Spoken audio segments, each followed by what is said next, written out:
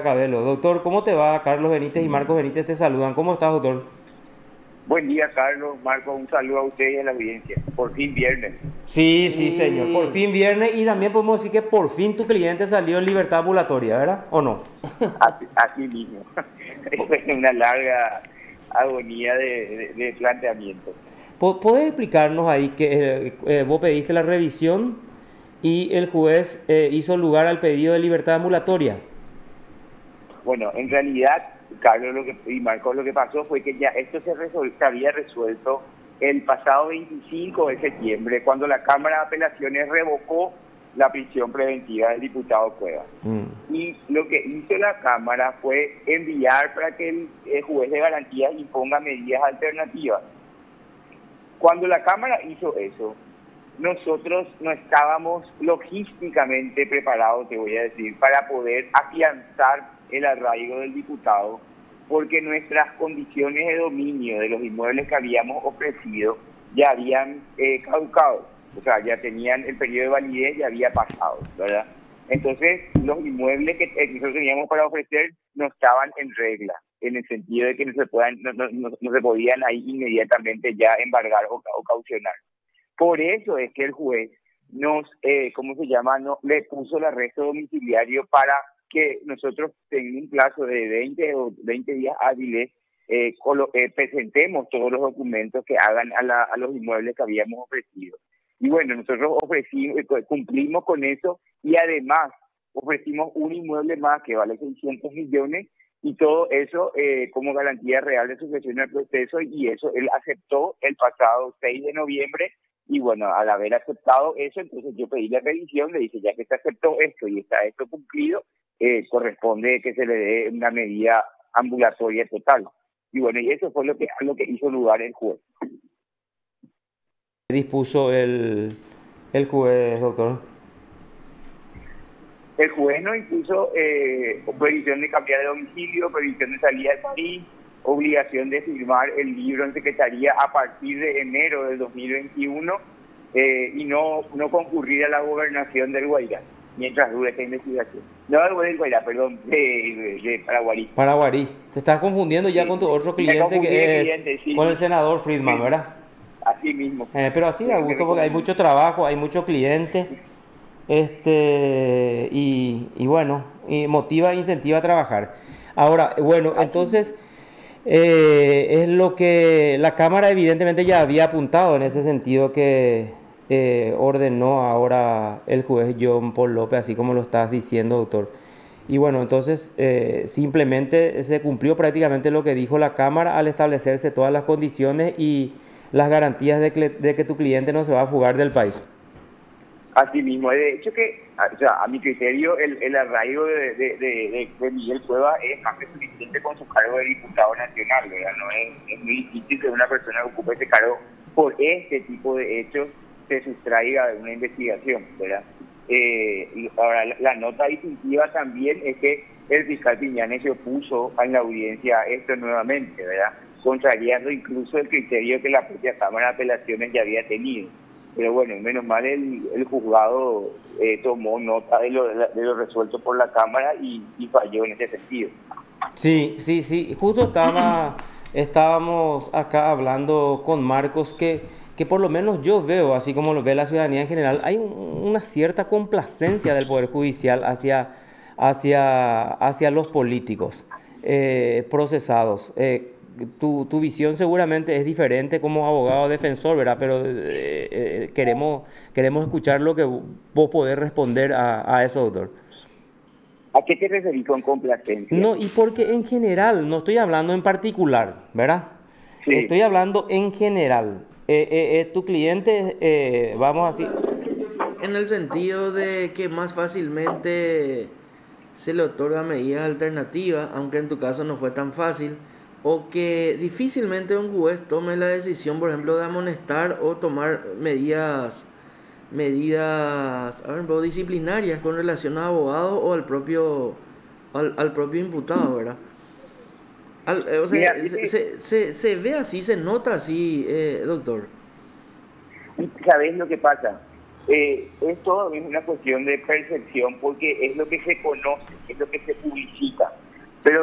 desde el foro, desde el día a día en el Palacio de Justicia, yo te puedo decir que es mucho más complicado un caso de un político que tiene prensa que un caso normal. Hay casos gravísimos que nosotros atendemos, que explicamos al juez y se le da sin ningún problema medida alternativa.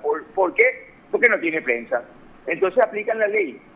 Cuando hay prensa de por medio, ya si lo que importa al magistrado más lo que se dirá de la decisión que asumirá, por más que corresponda en derecho, que lo que realmente deba hacer en la circunstancia en particular. Entonces, yo lo que te puedo decir, Carlos, es que esa percepción que ustedes tienen es de los casos que se publicitan, pero si vos tomás en el 100% de los casos de verdad, vas a tener en cuenta y vas a darte cuenta la injusticia que hay muchas veces en los casos que involucran a personalidades del ámbito político en los casos judiciales, ¿verdad?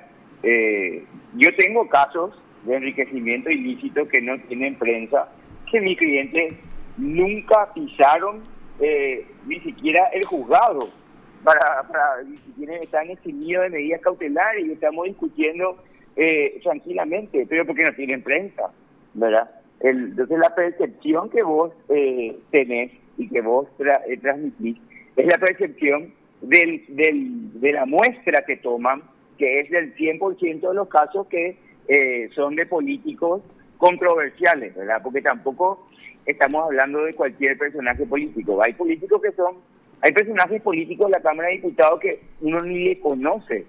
No me recibe el nombre, yo no le registro como diputado, ¿verdad? Hasta que ustedes le sacan a la palestra o le muestran en evidencia por algún motivo, ¿verdad?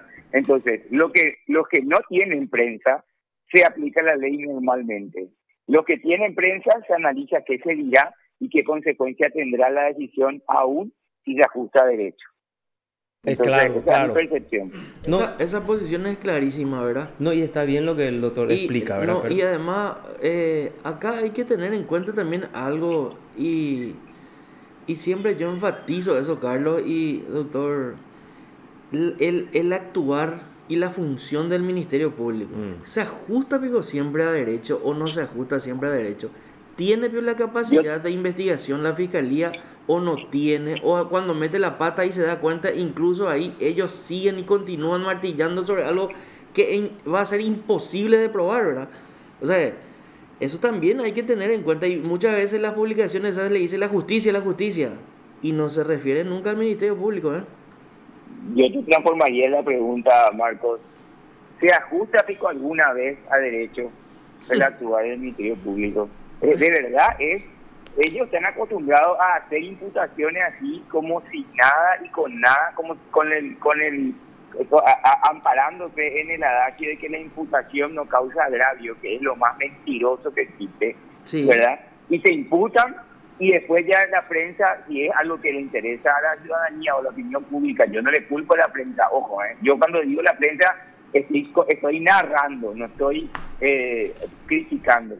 La prensa toma esto, publicita, y ya, en primer lugar, para la opinión pública, que no es abogada, que no entiende de derecho, y que además, en este escenario en el que nos encontramos del COVID, donde podemos decir realmente estamos todos locos ya de estar tanto tiempo encerrados, lo que se vive y no la vida de la gente es a través de lo que se publicita, ¿verdad? Y entonces se imputa a fulano, y en el común ya es, este tipo es un bandido, este tipo cometió un hecho punible, cuando apenas es una sospecha incipiente, que cuando se aclara que no fue así, ya no se publica con la misma intensidad o con la misma vehemencia o con el mismo tamaño o en el mismo lugar del diario o la prensa de turno, ¿verdad?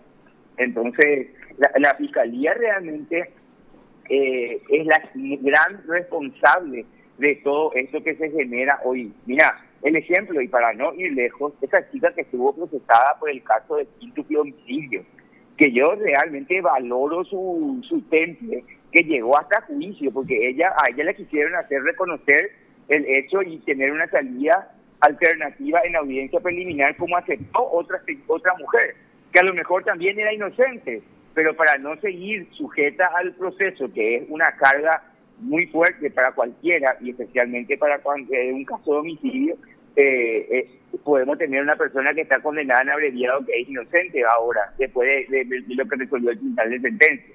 Y como esa chica, muchísimos casos, ¿verdad? Yo tengo ahora en el caso Cuevas nomás. Ustedes saben que el hijo del diputado Cuevas, que estaba imputado con él, está con sobreseimiento provisional, porque no pueden probar el hecho. Que la esposa del diputado Cuevas le acusaron por cobro indebido honorario, dice el título o el gran titular. Sí. ¿Saben cuánto supuestamente es lo que cobró indebidamente? Sí. 9 millones de guaraníes. 9 millones de guaraníes. Yo le dije a la mañana, le dije, esto amerita que yo haga un análisis de qué hizo la fiscalía siempre que tenía un caso menor a 10 millones de guaraníes para probar de que esto no es objetivo. Porque siempre que pasa algo, vos haces A, siempre que pasa A, vos haces A, y ahora que pasa A, haces B, quiere decir que lo que marca la diferencia es el sujeto, ya no es la cuestión objetiva, ¿verdad? Y ¿por qué te digo esto? Porque siempre en estos casos la fiscalía aplicó criterio de oportunidad, y en este caso, porque es la esposa de Cuevas, la acusan. Pero le dije frente al juez en la audiencia de revisión, le dije, entre otras cosas, le dije, y lo que hicieron, pero no fui yo, me dijo, fue Victoria Acuña. Pues yo te puedo asegurar que fue porque tu gente le hizo el dictamen, porque tu gente le dijo que correspondía, porque todos sabemos cómo es, el fiscal recusado UAU está fuera de la causa, entre comillas, pero los asistentes y los que trabajan atrás de la causa son los que mueren realmente y los que hacen los requerimientos. Los que trabajaron desde un principio. Pero ahí, claro. pero ahí con respecto al sobreseimiento provisional del hijo de Cuevas, la doctora Victoria Acuña nos había explicado, o sea, yo no puedo acusar al cómplice y después si no se llega a probar o ocurre lo contrario con el principal, o sea, ¿cómo quedaríamos? Dijo. Entonces, ese fue el argumento principal que ella nos había dado para pedir el sobreseimiento provisional, creo que de Enzo Cuevas, si la memoria no me falla. Pero que podés imaginar qué mal está su razonamiento. ¿Cómo va a pensar, yo no le puedo acusar a alguien y después no acusarle al principal? Ella tiene que pensar, es un ciudadano inocente, tengo algo para acusarle, esa tiene que ser la pregunta. ¿Tengo una sospecha principal? Esa es la pregunta. Claro, por el principio de inocencia. Claro, no podés tenerla así. O sea, sí, yo no critico finalmente el provisional, ¿verdad? Pero cómo se publicita y cómo se establecen estandartes y pancartas como si fuera que se tiene probado. Porque imagínate que para pedir, y aquí vuelvo a algo primigenio, para pedir prisión preventiva, vos tenés que tener prácticamente cerrado tu caso respecto a alguien. Vos no podés tener una sospecha incipiente, dudas y pedir prisión preventiva, ¿verdad? De ahí el problema que tenemos en la mala praxis de la prisión preventiva, que después se computa la pena mínima en prisión preventiva porque la fiscalía pide prisión preventiva y después no puede cerrar un caso y pasan 6 meses, pasa un año, hasta 5 años y la gente compurga en prisión preventiva caso de homicidio, ¿verdad? O sea, quiere decir que si vos en 5 años no pudiste cerrar un caso de homicidio, no tenías por qué pedir prisión preventiva al inicio. Sí, exactamente, justo es eso quien nos hizo notar la vez pasada, eso creo que también eso nos hizo notar el abogado Claudio Lovera en el caso de la DINAC, cuando la fiscalía pide prórroga, ¿verdad? O sea, entonces ahí dice, imagínate, pidieron la prisión de los imputados y ahora pide prórroga, o sea, no tenía ni siquiera los elementos suficientes para probar enseguida en una investigación sencilla en ese caso, porque estábamos hablando de 150 millones de guaraníes más o menos, era la suma. Es realmente, hay que seguir analizando muy de cerca la actuación del Ministerio Público, y lo que dice el doctor ahora es que el punto 2 del 240, el numeral 2 del 242 dice que sea necesaria la presencia del imputado y existan hechos suficientes para sostener razonablemente que es autor o partícipe de un hecho punible. Básicamente tenés que tener cerrado el caso. Así mismo. Es lo mismo que te exige prácticamente el 347, que ya es de acusación. O sea, el artículo 242 en sus presupuestos está más unido al 347, que es el que rige la acusación, que al 302, que es la imputación. Y Sí, eso es lo que no entienden los fiscales, ¿verdad? Porque, ¿qué pasa? Nosotros tenemos un sistema de código procesal penal que adoptamos el código tipo Latinoamérica, ¿verdad? Pero tenemos mucha influencia europea por nuestro código penal. Entonces, los requisitos para la comprobación de los hechos y el objeto del proceso penal está regido por principios más europeos que americanos. Y el Código Procesal Penal aplica las normas que en Europa rigen con la acusación en el momento de la imputación. sí, Y de ahí empieza el problema, ¿verdad? O sea, en Alemania no te piden medidas cautelares hasta que te acusan.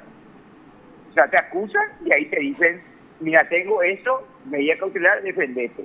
Y no es afectar, porque acá en Latinoamérica, ¿qué es lo que se tuvo miedo? Se tuvo miedo por el tema de las dictaduras, del abuso del poder. Entonces, se quería garantizar demasiado el conocimiento de la investigación, que no haya investigación secreta. Y con esa intención, que pudo haber sido buena, se creó el Instituto de la Imputación. Es decir, la Fiscalía no puede hacer nada respecto a vos, prácticamente, sin imputarte. Doctor, ¿y sí. cómo podemos hacer? Porque yo quiero insistir desde el lado del punto de vista ciudadano, cuando el ciudadano ve, por ejemplo, así, estoy casi seguro que tus clientes son los aduaneros, estos que tenían fábrica de hielo con su salario de 3, 8 o 9 millones de guaraníes, ¿verdad? Que se llegó a publicar un tiempo y en los últimos tiempos no se publicó más. O sea, cómo la gente, o sea, cómo el ciudadano, ¿verdad? Podemos convencerle de que esos bienes fueron adquiridos en forma lícita con un salario de 8, 9 millones o quizás menos de guaraníes, doctor. Y sabes lo que hay que hacer, Marco, hay que hacer la pericia. Antes de imputar, hay que hacer el análisis serio. Si vos tenés, yo puedo coincidir contigo, y pues mira, yo fui funcionario de la Fiscalía del Delito Económico, y Sí. yo cuando fui con Contreras abrimos las investigaciones para todos las primeras investigaciones de enriquecimiento ilícito, y para investigar a todos los aduaneros abrimos nosotros en base a las publicaciones periodísticas justamente. Con el criterio de que noticia crimini es cualquier medio se obtiene la información, y se abrieron tantas causas como publicaciones periodísticas de aduaneros existieron, ¿verdad? Pero abrir causas, lo primero es hacer el examen de correspondencia y el análisis antes de imputar. Vos no podés imputar un enriquecimiento ilícito si no tenés el análisis preliminar siquiera de cuánto ganó y cuánto tiene registrado a su nombre, o cuánto podés probar que tiene a su nombre que gastó. Porque eso es lo que pasa con Cuevas. A Cuevas le imputaron y hasta hoy no terminó la pericia contable. Hoy. Lo que pasa es que volvemos ahí con la actuación del Ministerio Público. Preguntaba a Carlos, ¿cómo le hacemos entender a la ciudadanía? Y es el Ministerio Público con su trabajo el que tiene que darnos luz al respecto y ponernos en claro la situación. Porque yo estoy siguiendo muy de cerca, por ejemplo, el juicio de Óscar González Daer, ¿verdad? Y probablemente voy a recibir muchos palos con relación a mi posición, pero me importa un comino, porque yo estoy seguro que mi posición es clara con relación a la ley. Por ejemplo, nos dijo Claudio Lovera acá, estructuralmente ese proceso está viciado de cabo a rabo. ¿Por qué? Porque la propia Fiscalía, al presentar su alegato inicial, le decía, no, nosotros no queremos que ese audio entre porque ese audio es ilegal, es inconstitucional. ¿Y qué pasó? La imputación, el inicio del proceso mismo, inicia con los audios. O sea, ¿dónde es lo que estamos? Así mismo, ese proceso es el ejemplo de cómo está todo al revés, ¿verdad? Y aquí, ahí sí tenemos que hacer un poco mea culpa, cuando la prensa presiona, te voy a decir, al Ministerio Público, que es otro órgano, porque para mí el órgano que actúa al son de la opinión pública es la Fiscalía, ¿verdad? Porque, y hago un paréntesis, voy a volver al punto de los audios. pero el ejemplo de que eso es así, más cercano, yo lo tengo vivido con el senador Friedman, ¿verdad? Que empezó a instalar el tema de la publicación en un medio, incluso en un medio que suele tener un rating casi nulo, ¿verdad? Pero se instaló de una manera tal que empezaron a insistir el tema de la imputación a Friedman, que lograron que la Fiscalía actúe en ese sentido, y no en base a lo que estaban investigando inicialmente, que era supuestamente la lesión de confianza por combustible y merienda escolar que no tenían, y y avanzaron con la versión de un supuesto testigo arrepentido, que era Torales, a quien no imputaron sin que exista delación premiada en el Paraguay, ¿verdad? Sí, el tipo sí. confesó que cometió hecho punible, y acá no hay delación premiada, pero le imputan a todo el resto, pero al autor principal no le imputan. Lo mismo me pregunto, doctor, en el caso de la fiscala Casey. Ella se va y hace una denuncia contra el ex senador Oviedo Mato de un soborno que ella estaba haciendo. Y en este país no existe la delación premiada, y no, o sea, lo que Casey hizo, para mí, según todas las publicaciones y todo lo que existe, es un delito, es un tipo penal. Pero ya hay un pacto previo. Si yo le digo, Casey, nos vemos en el banco, Casey, es que yo te digo, Marco, nos vemos en el banco, es que voy a saber para qué te vaya al banco. Hicimos un pacto previo, ¿verdad? No es que te va al banco de paseo. Claro, pero sí, aparte que según las publicaciones, ella ofreció ese dinero para que el jurado le destituya a una colega de ella, ¿verdad? O sea, es increíble. Pero en el caso Audio, volvamos al caso Audio, ¿verdad? Sí. Es realmente un proceso que va a quedar para la historia, para analizar jurídicamente. En los audios, la Fiscalía reconoce que son ilegales, sí, ¿verdad? No ofrece como prueba. Sí. Y lo que lleva son auditoría de los casos, y lleva no sé qué otros temas más, pero la única defensa que ofrece el audio para probar de que es un montaje, la Fiscalía pide que se excluya. ¿Por qué? ¿Por qué actúa así? Porque quiere que se instale la idea de la condena, para que al tribunal no le quede otra salida más que condenar por condenar, aunque no corresponda. Porque aquí y este es un caso donde tenemos que, ¿viste? Cuando tenés que, por ejemplo, para poder sanar, tenés que hacerte una guía, tenés que o clavarte una inyección para aplicarte una medicina y te duele la inyección, o tenés que cortarte la piel para poder llegar al órgano y sanar.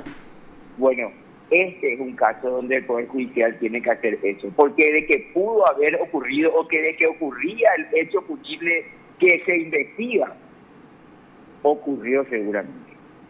Pero la manera en que se presentó el caso no es correcta y no es admisible para ningún caso. Pero entonces, eso es lo que yo sostengo. Aunque haya ocurrido, nosotros no podemos hacer valoraciones de que pudo haber ocurrido o no pudo haber ocurrido. El tribunal tiene que hacer valoraciones con relación a lo que se presenta en el juicio oral. Y ayer el Ministerio Público en sus alegatos iniciales decía que le solicitaba al tribunal, si el tribunal detecta algún otro hecho punible que a ellos se le haya pasado, le ponga a conocimiento, le advierta a los acusados, a los que están en el banquillo de los acusados, para que no sea nulo el proceso. O sea, no sé, la duda del Ministerio Público es tremenda, ¿verdad? Y así, con dudas, quiere sostener una acusación, eso sí que es más improbable todavía. Eso ya es abrir el paraguas. ¿Sí? Eso ya es abrir el paraguas. Si eso lo hicieron, o sea, yo me entero porque saben que Claudio es mi socio de estudio, ¿verdad? Y almorzamos juntos, y ahí yo comparto mi experiencia, él me cuenta su experiencia y me contó el tema de que la Fiscalía se allanó a que no se lean las pruebas, después ya se opone, se puso en la defensa de Álvaro Arias, y después había una reposición, y en la reposición finalmente otra vez la Fiscalía cambia de posición, ¿verdad? Sí, sí. O sea que en un mismo órgano está cambiándolo constantemente de postura, ¿verdad? De posición. Es realmente peligroso porque ese órgano nos representa y ese órgano es el que tiene que ser la garantía de que la sociedad va a reclamar cuando se comete un hecho punible y que le va a representar, y que también el ciudadano no necesita ni defenderse ni como tratar un abogado privado porque tiene un representante de la sociedad objetivo que le va a decir vos sos inocente. Y eso hoy no tenemos. Así mismo. Muchísimas gracias, doctor, por la comunicación. Muy amable y vamos a seguir hablando, ¿eh? A las órdenes cuando guste. Gracias, doctor, muy amable. Usted está escuchando PDS. El doctor Guillermo Duarte Cacabelo. Duarte Cacabelo.